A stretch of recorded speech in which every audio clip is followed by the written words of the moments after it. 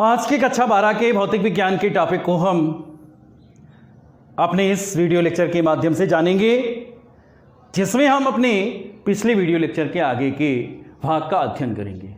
ठीक है, पिछले वीडियो लेक्चर में हमने, चूंकि हमारी यूनिट शुरू हो चुकी है धारा विद्युत और विद्युत चालन के संबंध में, जाना था कि किस तरह से विद्युत का प्रवाह होता है। आवेश एक स्थान से जब दूसरे स्थान पर जाता है तो हमारी विद्युत धारा होती है, एम्पियर की परिभाषा, और विद्युत धारा एक अदिश राशि होती है। इन सारी चीज़ों के बारे में हमने आपको पिछले वीडियो लेक्चर में बताया था। आज चलते हैं हम अपने अगले सेगमेंट पर। हमारा अगला जो सेगमेंट है, धातुओं में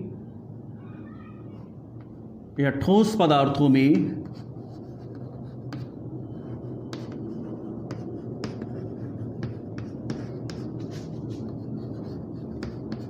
विद्युत का चालन।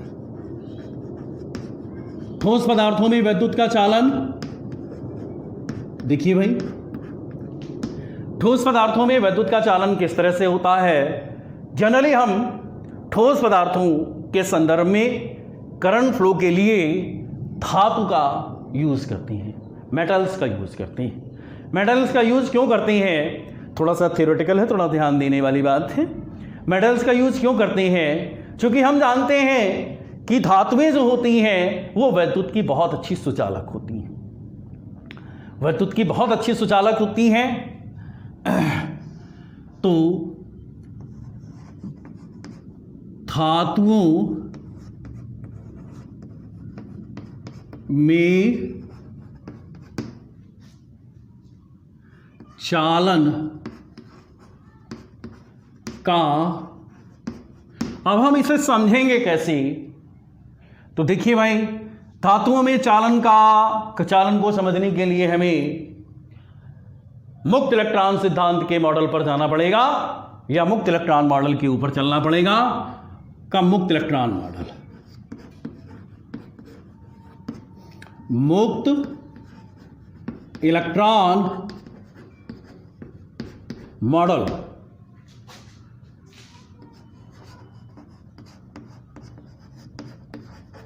ओके, धातुओं में चालन का मुक्त इलेक्ट्रॉन मॉडल, धातुओं में विद्युत धारा के प्रवाह को हम मुक्त इलेक्ट्रॉन सिद्धांत के उस नाम से जानेंगे।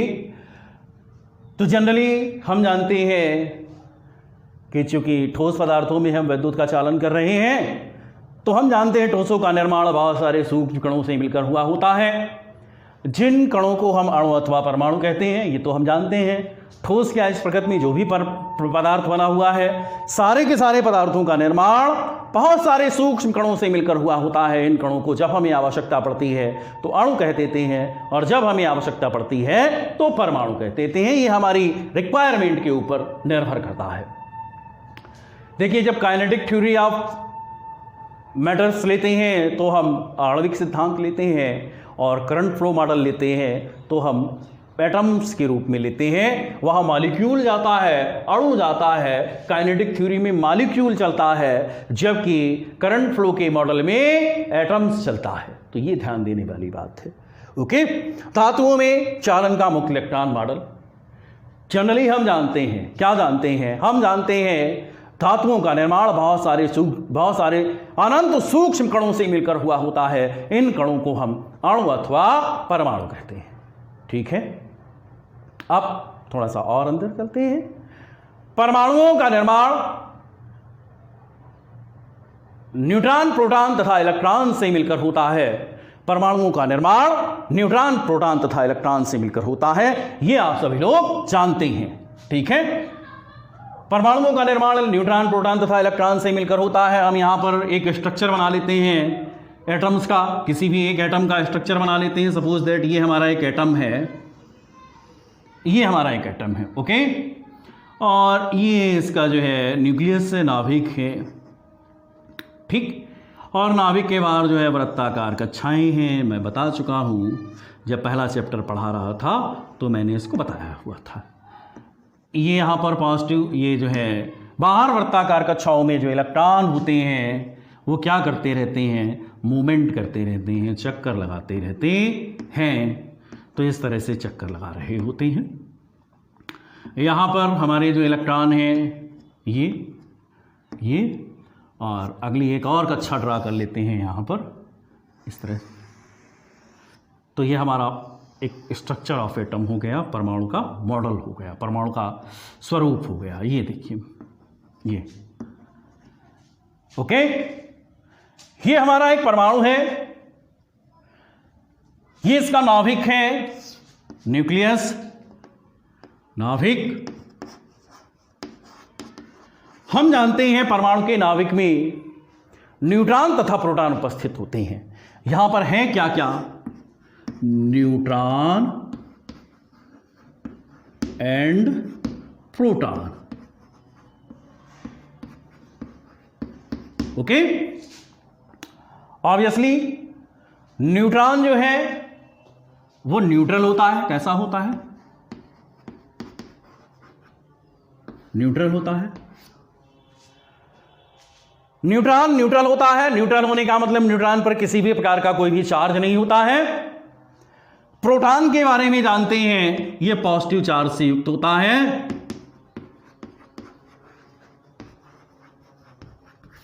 प्रोटॉन जो है वो पॉजिटिव चार्ज, ये पॉजिटिव चार्ज लिखा हुआ है, ठीक है।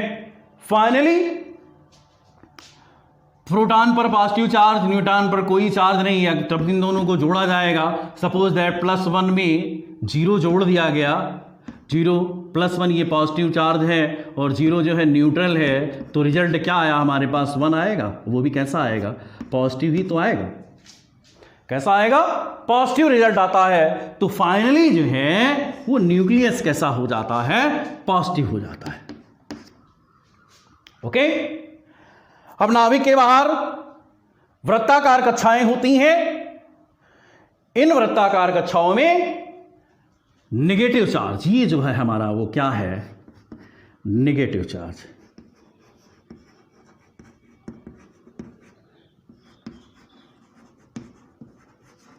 और ये है क्या? इलेक्ट्रॉन। नाभिक के बाहर वृत्ताकार कक्षाओं में नेगेटिव चार्ज यानी ऋण आवेश क्या करता रहता है? चक्कर लगाता रहता है, मूवमेंट करता रहता है। और ये जो ऋण आवेश है वो है क्या? हमारा इलेक्ट्रॉन है, ठीक है। तो भाषा हमारी क्या बनी? हम जानते हैं कि धातुओं का निर्माण बहुत सारे सूक्ष्म कणों से मिलकर हुआ होता है। इन कणों को अणु अथवा परमाणु कहते हैं। धातुओं के परमाणुओं में धातुओं के परमाणुओं का निर्माण न्यूट्रॉन, प्रोटॉन तथा इलेक्ट्रॉन से मिलकर होता है। परमाणु के अंदर अत्यंत सूक्ष्म भाग में, ये देखिए सूक्ष्म भाग, बहुत ही माइनर स्पेस है। अत्यंत सूक्ष्म भाग में धन आवेश केंद्रित होता है। धन ही आवेश को मानेंगे क्योंकि वो तो न्यूट्रल है, उस पर कोई भी किसी भी प्रकार का कोई विचार नहीं होता है। परमाणु के ठीक मध्य में अत्यंत सूक्ष्म भाग में धन आवेश केंद्रित होता है, जबकि बाहर स्थित वृत्ताकार कक्षाओं में ऋण आवेश क्या करता रहता है? मूवमेंट करता रहता है, ठीक है। अब ये तो फिक्स है, स्टेबल है, ये मूवमेंट कर रहा है। ये मूवमेंट करने का मतलब इलेक्ट्रॉन मूवमेंट कर रहे हैं और जो पॉजिटिव चार्ज है वो फिक्स है। ओके, नाभिक के बाहर वृत्ताकार कक्षाओं में इलेक्ट्रॉन चक्कर लगाते रहते हैं। ओके, इलेक्ट्रॉनों के चक्कर लगाने के लिए होता क्या है कि वे इलेक्ट्रॉन, कौन से इलेक्ट्रॉन? वे इलेक्ट्रॉन जो नाभिक के पास की कक्षाओं में होते हैं, जैसे ये 2 इलेक्ट्रॉन और ये हमारे जो है प्रॉक्स में जो है 8 इलेक्ट्रॉन, क्योंकि पहली कक्षा में 2 फिर 8 और जो है आप जानते हैं ये डिस्ट्रीब्यूशन आप जो है इलेक्ट्रॉनों का कैसे होता है। वे इलेक्ट्रॉन जो नाभिक के पास की कक्षाओं में चक्रण कर रहे होते हैं, परिक्रमण कर रहे होते हैं, वे इलेक्ट्रॉन नाभिक के प्रबल आकर्षण बल के द्वारा बंधे रहते हैं। और इन इलेक्ट्रॉनों को हम पहले ही बता चुके हैं, सारी थ्योरी, बद्ध इलेक्ट्रॉन कहते हैं, बाइंड इलेक्ट्रॉन कहा जाता है। ये जो है इतना एरिया जो है हम मान रहे हैं, ये सारे जो है जहां हमारी चाप घूम रही है, इसके अंदर के जो ये इलेक्ट्रॉन हैं, ये सारे इलेक्ट्रॉन कैसे हैं? Bind electron. बाइंड इलेक्ट्रॉन नाभिक के प्रबल आकर्षण बल के द्वारा बंधे रहते हैं, इसलिए इनको बद्ध इलेक्ट्रॉन या संबद्ध इलेक्ट्रॉन कहा जाता है। जबकि नाभिक से दूर स्थित कक्षा, जैसे ये कक्षा मान ली है, ये वाली और एक ये कक्षा मान लिए। नाभिक से दूर स्थित कक्षाओं में जो इलेक्ट्रॉन होते हैं उन पर जो है नाभिक के आकर्षण बल का मान जैसे जैसे दूरी बढ़ती चली जाती है मान घटता चला जाता है। और अंतिम कक्षा में जो इलेक्ट्रॉन होते हैं, यानी कि जैसे ये जो 2 इलेक्ट्रॉन हैं आपके, ये 3 इलेक्ट्रॉन हैं, ये अंतिम कक्षा है इस एटम्स की। इस कक्षा के जो ये इलेक्ट्रॉन हैं ये जो है इस नाभिक के आकर्षण बल से लगभग मुक्त होते हैं। आकर्षण बल तो होता है लेकिन नगण्य ना के बराबर होता है, इसलिए ये बड़ी आसानी से परमाणु से हट जाते हैं। क्या होता है, बहुत आसानी से जो है ये जो है परमाणु से हट जाते हैं। और जब ये परमाणु से हट जाएंगे तो होगा क्या भाई, परमाणु से हटने के लिए होता क्या है कि ये जिस चालक के में होते हैं, तो अब यहां हम चालक बना लेते हैं, कोई एक चालक बना लेते हैं, ठीक है। नाभिक के बाहर स्थित कक्षाओं में इलेक्ट्रॉन जो होते हैं उन इलेक्ट्रॉनों पर नाभिक के आकर्षण बल का मान कम होता चला जाता है और अंतिम कक्षा में उपस्थित इलेक्ट्रॉनों पर नाभिक का जो नियंत्रण होता है आकर्षण बल कम होने के कारण बिल्कुल खत्म हो जाता है। इसलिए इन कक्षाओं के इलेक्ट्रॉनों को आसानी से रिमूव किया जा सकता है, हटाया जा सकता है, ठीक है।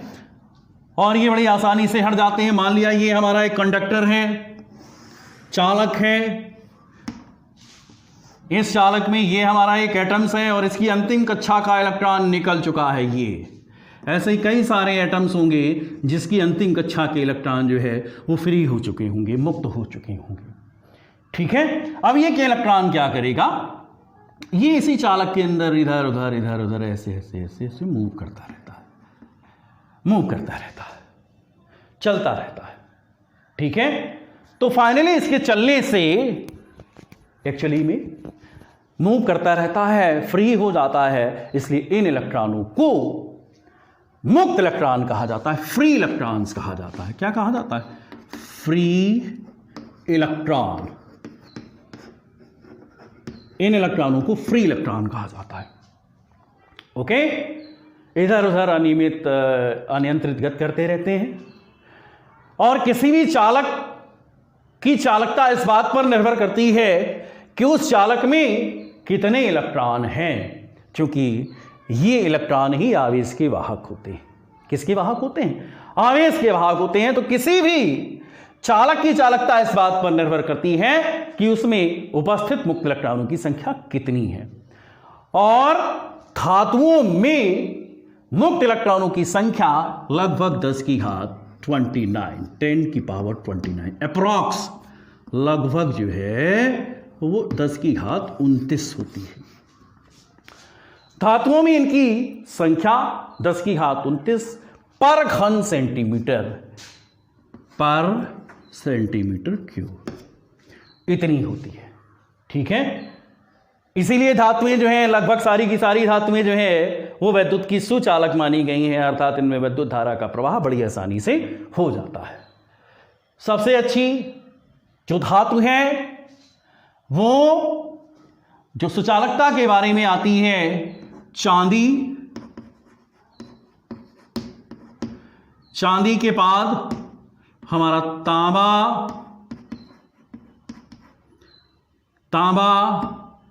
तांबे के बाद जो है हमारा सोना,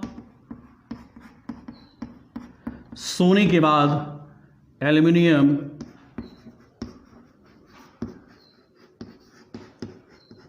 ठीक है।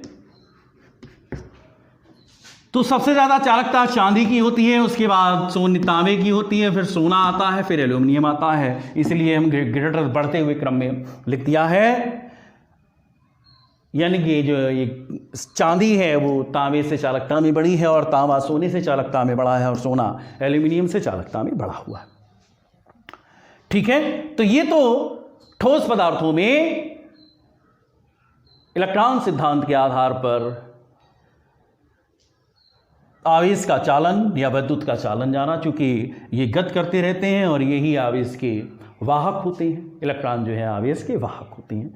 जनरली धातुओं में, धातुहीन ठोसों में विद्युत का चालन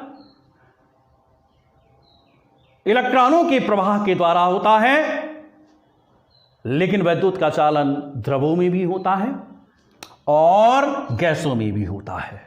कहां कहां होता है? द्रवों में भी होता है। द्रवों में व गैसों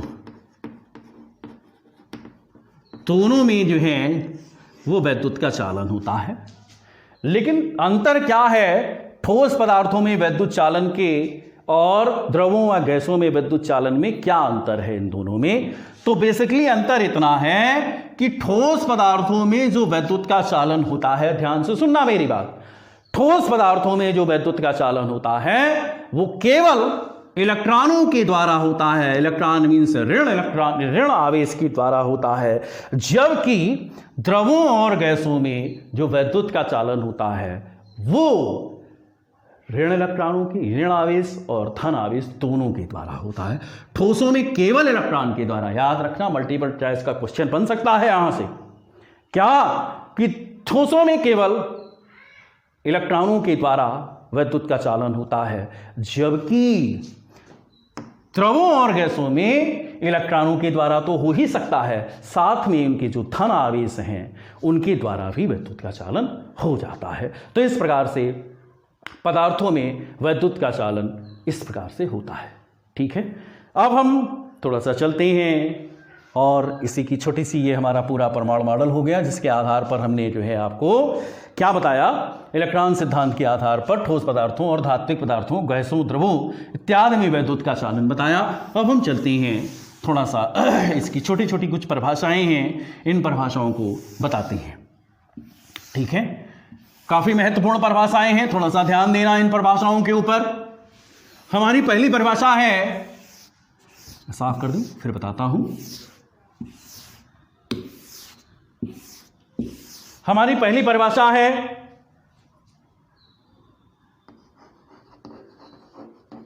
मीन फ्री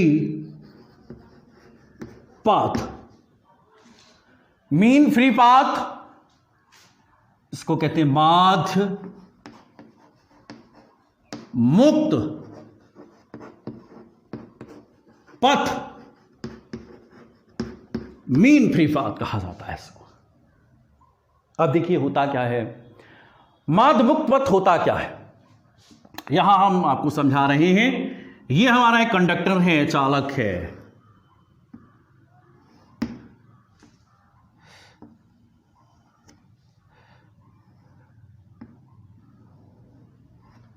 यह हमारा जो है कंडक्टर है एक,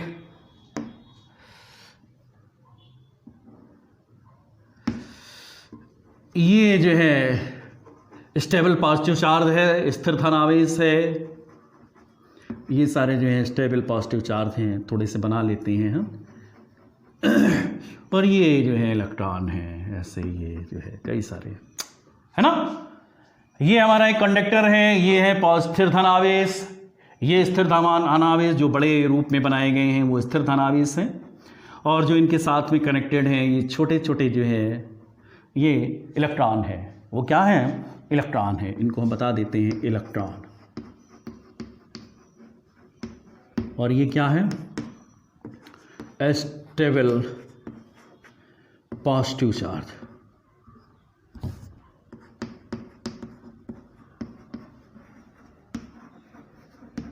स्थिर धन ion, stable positive charge. Okay, अब देखिए होता क्या है, मीन फ्री पाथ होता क्या है। जान चुके हैं कि पदार्थों के परमाणुओं से इलेक्ट्रॉन जो है वो निकल जाते हैं और चालक के अंदर अनियमित और अनियंत्रित गति करने लगते हैं। इन इलेक्ट्रॉनों का जो वेग होता है वो पदार्थ के ऊष्मीय वेग के बराबर होता है, यानी कि परमाणुओं के ऊष्मीय वेग के बराबर होता है। और परमाणुओं का ऊष्मीय वेग हम जानते हैं 10⁵ मीटर पर सेकेंड होता है। कितना होता है? 10⁵ मीटर पर सेकेंड। ये जो है थर्मल वेलोसिटी है। कौन सी वेलोसिटी है? थर्मल वेलोसिटी है। किसकी? मूव करने की, इलेक्ट्रॉनों की मूव करने की। अब मान लिया कोई पृथक हुआ इलेक्ट्रॉन चलना प्रारंभ करता है, चलता चला जाता है, यहां से चलता चला जाता है और इस स्थिर आयन से टकरा जाता है। यहां से इसने चलना प्रारंभ किया, चलता चलता गया, इस स्थिर आयन से टकरा गया। ओके, क्या हुआ? टकरा गया। टक्कर के कारण इसकी जो डायरेक्शन है वो चेंज हो जाती है। इसकी डायरेक्शन चेंज हो गई भाई, ये इस तरह से चेंज हो जाता है। और यहां पर ये जब यहां डायरेक्शन चेंज हो गई, अब ये इस दिशा में चलने लगता है। यहां हमारा अगला स्टेबल पॉजिटिव चार्ज होगा, उससे टकरा जाता है। जब अगला स्टेबल चार्जेस होता है उससे टकरा गया, फिर इसकी दिशा डाइवर्ट हो गई, अब ये ऐसे चलने लगा। तो यहां देखा हमने ऐसे चलते हुए ये, ठीक, बहुत ध्यान से देखना। और यहां से जब चला होगा इलेक्ट्रॉन तभी टक्कर के द्वारा ही चला होगा, या तो दीवार से टक्कर लग गई होगी साइड से, या फिर स्टेबल चार्जेस से टक्कर लग गई होगी। क्योंकि किसी चालक के अंदर जो मुक्त इलेक्ट्रॉनों का बिहेवियर होता है जस्ट लाइक किसी बर्तन में भरी हुई गैस के प्रकार का होता है, गैस के अणुओं का प्रकार का, गैस के अणुओं के प्रकार का होता है। और हम जानते हैं किसी भी बर्तन में भरी हुई गैस, जैसे मान लिया इस बर्तन में कोई गैस भरी हुई है, ये गैस के मॉलिक्यूल्स हैं। अब ये जो है मॉलिक्यूल्स इधर इधर ऐसे ऐसे ये चलेगा, इधर चलेगा, और ये इससे टकरा जाएगा, दीवार से टकरा जाएगा। तो ठीक उसी प्रकार से इलेक्ट्रॉन जो है स्थिर धन आयनों से टकराते हैं और साथ में साइडों से भी टकरा जाते हैं, जिसके कारण उनकी दिशा जो है बदल जाती है। ठीक है, अब दिशा बदलने के लिए यहां हम आयनों से एक टक्कर को ले रहे हैं। तो यहां से जब ये इलेक्ट्रॉन चला होगा तो कहीं ना कहीं टक्कर के बाद ही चला होगा। तो यहां से टक्कर के बाद चला है तो उसने क्या किया, यहां से चला, यहां गया, पहली टक्कर हुई। इस टक्कर के बाद फिर से इसने जो है अपना रिकवर किया, वेलोसिटी रिकवर की, और फिर से ये चलना प्रारंभ हुआ, दूसरी टक्कर हुई। तो देखिए इन दो टक्करों के बीच में एक टक्कर ये, एक टक्कर ये, जितनी लेंथ किसी भी इलेक्ट्रॉन फ्री इलेक्ट्रॉन के द्वारा कवर की जाती है, ठीक है, the distance cover in two collision, यानी कि दो टक्करों में by a free electron is called mean free path. किसी भी इलेक्ट्रॉन के द्वारा, ध्यान से सुनना, मैं परिभाषा बोल रहा हूं, किसी भी इलेक्ट्रॉन के द्वारा किन्हीं दो उत्तरोत्तर का मतलब क्रमागत, ऐसा नहीं कि एक टक्कर यहां हो जाए फिर एक यहां हो। कहो सर जी कि यहां भी टक्कर हुई और ये भी तो है टक्कर, इससे हुई, ये इस टक्कर इस टक्कर के बाद, ऐसा नहीं। दो क्रमागत टक्करों या दो उत्तरोत्तर टक्करों के बीच में जो भी दूरी तय की जाती है, क्या तय की जाती है, जो भी दूरी तय की जाती है उस दूरी को हम मीन फ्री पाथ कहते हैं। क्या कहते हैं? मीन फ्री पाथ कहते हैं। आई थिंक आपको समझ में आ गया होगा जो मैंने बोला। किसी चालक के अंदर चालक के मुक्त इलेक्ट्रॉनों की चालक के स्थिर आयनों से किन्हीं दो उत्तरोत्तर टक्करों के बीच में तय की गई दूरी को उन इलेक्ट्रॉनों के लिए या मुक्त इलेक्ट्रॉनों की माध्य मुक्त पथ से जाना जाता है। और इसे जो है हम किससे लिखते हैं, डिनोट किससे किया जाता है, लैम्डा। ओके, किससे डिनोट किया जाता है, लैम्डा से डिनोट किया जाता है। अब दूसरी परिभाषा आती है श्रांतिकाल। श्रांतिकाल, ठीक है, ये टाइम पीरियड है, समय है। और कैसा समय है, इन दोनों टक्करों के बीच में, ठीक है, इन दोनों टक्करों के बीच में चली गई दूरी को लैम्डा कहते हैं और इन दोनों टक्करों के बीच में लिए गए समय को श्रांतिकाल कहते हैं। इसे टाउ से प्रदर्शित करते हैं। किससे प्रदर्शित करते हैं, टाउ से प्रदर्शित करते हैं। ओके, तो दो परिभाषाएं हो गई, एक माध्य मुक्त पथ, एक श्रांतिकाल, ठीक। अब तीसरी परिभाषा हमारी आती है, काफी महत्वपूर्ण परिभाषा है, इसको मैं बताता हूं। देखिए अगली हमारी परिभाषा है वो है अपवाह वेग अथवा अनुगमन वेग।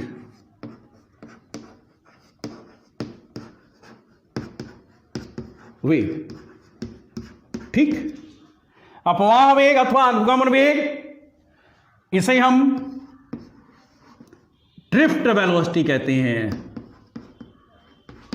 Drift velocity. ओके, अब देखिए अपवाह वेग या अनुगमन वेग क्या होता है। जनरली ये सारी चीजें जो है हम साफ किए देते हैं। ठीक है, अपवाह वेग और अनुगमन वेग हम जानते हैं कि किसी भी चालक के अंदर जो चालक के मुक्त इलेक्ट्रॉन होते हैं वो चालक के भीतर अनियमित और अनियंत्रित गति करते रहते हैं, और फाइनली अनियमित और अनियंत्रित गति के कारण उन इलेक्ट्रॉनों की चालक के स्थिर धन आयनों से निरंतर टक्कर होती रहती है, और प्रत्येक टक्कर में इन इलेक्ट्रॉनों की दिशा बदल जाती है। अभी मान लिया ये इलेक्ट्रॉन इधर जा रहा था, इस दिशा में जा रहा था, अब ये इधर आ जाता है तो दिशा बदल गई। जितनी डिस्टेंस इधर कवर किया उतना ही डिस्टेंस इधर कवर कर लेता है ना। अगर पास में इलेक्ट्रॉन हुआ, स्थिर धन आयन हुआ, तो प्रत्येक टक्कर में दिशा बदलती रहती है। फाइनली जो है इनका जो ऊष्मी वेग होता है वो 0 हो जाता है। क्यों? क्योंकि ये 5 सेंटीमीटर इधर गया पॉजिटिव डायरेक्शन में 5, और फिर इलेक्ट्रॉन टक्कर के बाद 5 आ गया, या इस टक्कर में नहीं आएगा तो कभी तो ये वापस उतना चल के आएगा, किसी भी टक्कर में तो आएगा। ठीक है, मान लिया फिर ये 4 गया, निगेटिव का छोड़ गया, या निगेटिव का 4 हमारा गया, फिर ये निगेटिव का 5 चला गया, फिर ये +4 चला गया।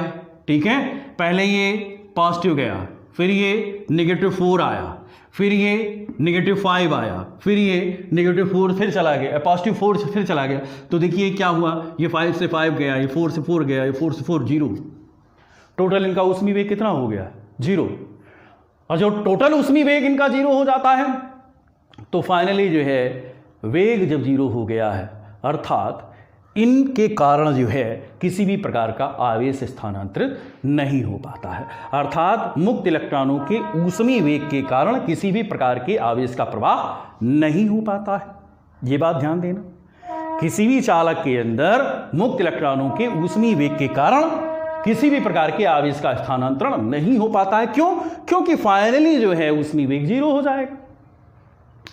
यदि मान लिया कोई एक काल्पनिक तल लिया जाए, एक सपोज दैट एक काल्पनिक तल लेंगे, है ना, इस तरह का हम एक काल्पनिक तल ले रहे हैं, ये सरफेस ले रहे हैं, आयताकार सरफेस ले रहे हैं। अब इसको हम इससे पास कराएं, क्या कराएं, इसके अंदर से इसको गुजारें, तो क्या होगा, जितने इलेक्ट्रॉन इस दिशा में जा रहे होंगे उतने ही इलेक्ट्रॉन इधर जा रहे होंगे, अर्थात इलेक्ट्रॉनों की संख्या बराबर हो जाएगी। फाइनली जो है उनके वेग भी 0 हो जाएंगे, बराबर हो जाएंगे, दिशाएं विपरीत हैं, 0 हो जाएंगे।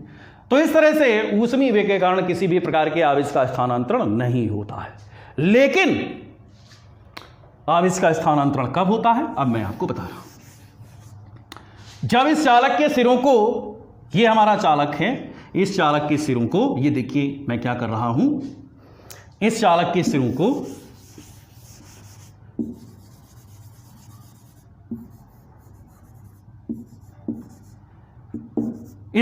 सिरों को एक वाह बैटरी से जोड़ देते हैं। ये जोड़ दिया हमने वाह बैटरी से। ठीक, ये पॉजिटिव है, नेगेटिव है। अब जो ये इलेक्ट्रॉन थे चालक के अंदर अनियमित और अनियंत्रित गति कर रहे थे, ये इलेक्ट्रॉन जो है वो अब एक सीधी सी दिशा में गति करने लगते हैं। क्यों? क्योंकि इस चालक के सिरों पर पोटेंशियल आ गया, विभव लग गया। ठीक है, और V is directly proportional to E होता है, अर्थात इस चालक के सिरों के बीच में वैद्युत क्षेत्र स्थापित हो गया, और वैद्युत क्षेत्र के भीतर इलेक्ट्रॉन जो है वो क्षेत्र की दिशा के विपरीत चलते हैं। क्षेत्र की दिशा ये है, इलेक्ट्रॉन जो है इधर चलेंगे, अर्थात इन जो अनियमित और अनियंत्रित चलने वाले इलेक्ट्रॉन हैं इनको दिशा मिल जाती है। और ये दिशा किसके कारण मिली? जो हमने यहां पर वोल्टेज लगाया, बैटरी लगाई। ठीक है, बैटरी लगने से चालक के अंदर जो अनियमित और अनियंत्रित मुक्त इलेक्ट्रॉन गति कर रहे थे वो एक निश्चित दिशा में गति करने लगते हैं। क्यों? क्योंकि वैद्युत क्षेत्र स्थापित हो जाता है और ये वैद्युत क्षेत्र इन इलेक्ट्रॉनों पर बल लगाता है। और हम जानते हैं जब भी किसी भी वस्तु पर बल लगाया जाएगा, क्या लगाया जाए, जब भी किसी भी वस्तु पर बल लगाया जाएगा तो वो एक्सेलरेट होगी। क्या होगी? एक्सेलरेट होगी। जैसे ही सपोज दैट चाक है, स्टेबल पोजीशन में है, स्थिर अवस्था में है, हम क्या करते हैं, थोड़ा सा पुश कर देते हैं।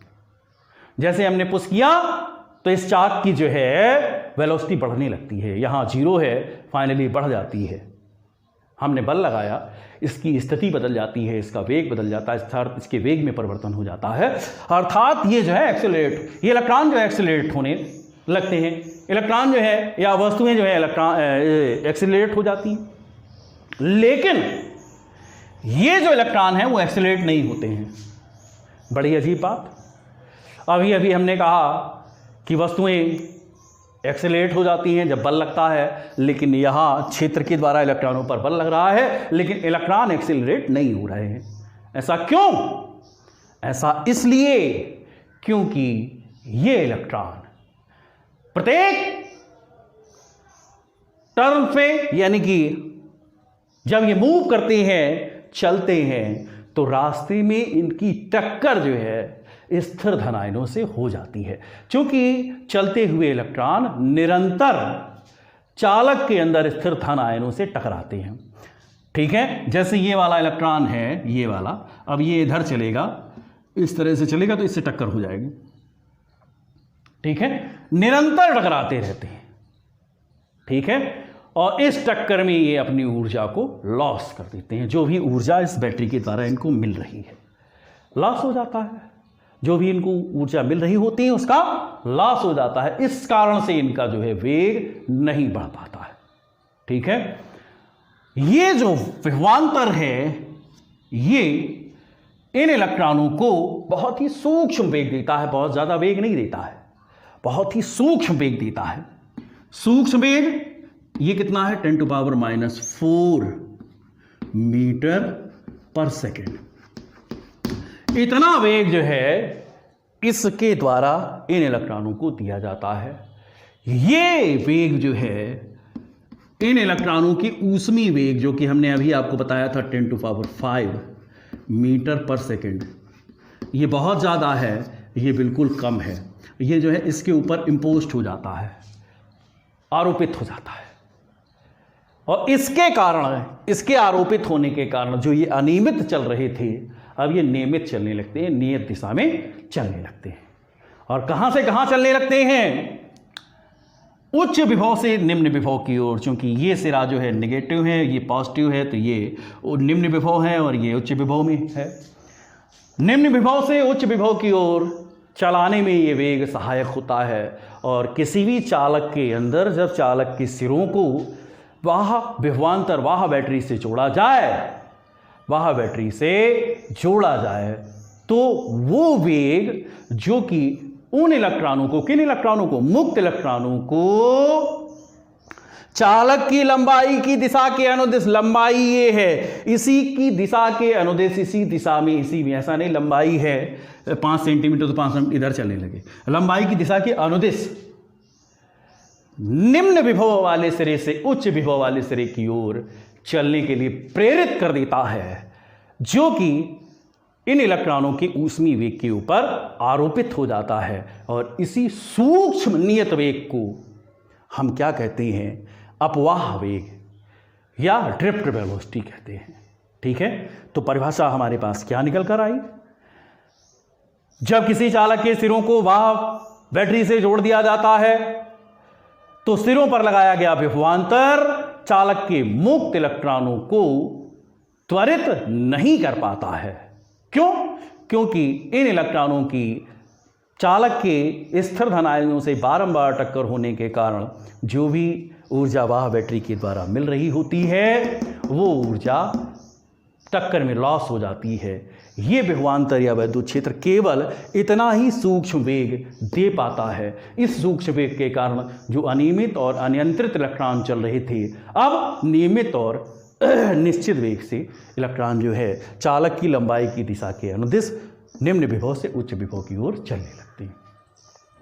बैटरी का विभवांतर चालक के मुक्त इलेक्ट्रॉनों को त्वरित नहीं कर पाता है। क्या नहीं कर पाता है? ध्यान से सुनना परिभाषा। बैटरी का विभवांतर चालक के मुक्त इलेक्ट्रॉनों को त्वरित नहीं कर पाता है। क्यों नहीं कर पाता है? मैं बता चुका हूं आपको। त्वरित नहीं कर पाता है बल्कि वह इन्हें चालक की लंबाई के अनुदिश निम्न विभव से उच्च विभव की ओर चलने के लिए प्रेरित कर देता है, जो कि इनके ऊष्मी वेग के ऊपर आरोपित होता है, जिसका मान 10⁻⁴ मीटर पर सेकंड होता है। इसी सूक्ष्म नियत वेग को अपवाह वेग या ड्रिफ्ट वेलोसिटी कहा जाता है। काफ़ी महत्वपूर्ण परिभाषाएं हैं, मैंने काफ़ी समझाने का प्रयास किया है, शायद आपको समझ में आएगा। तो आज के वीडियो लेक्चर में इतना ही। That's all.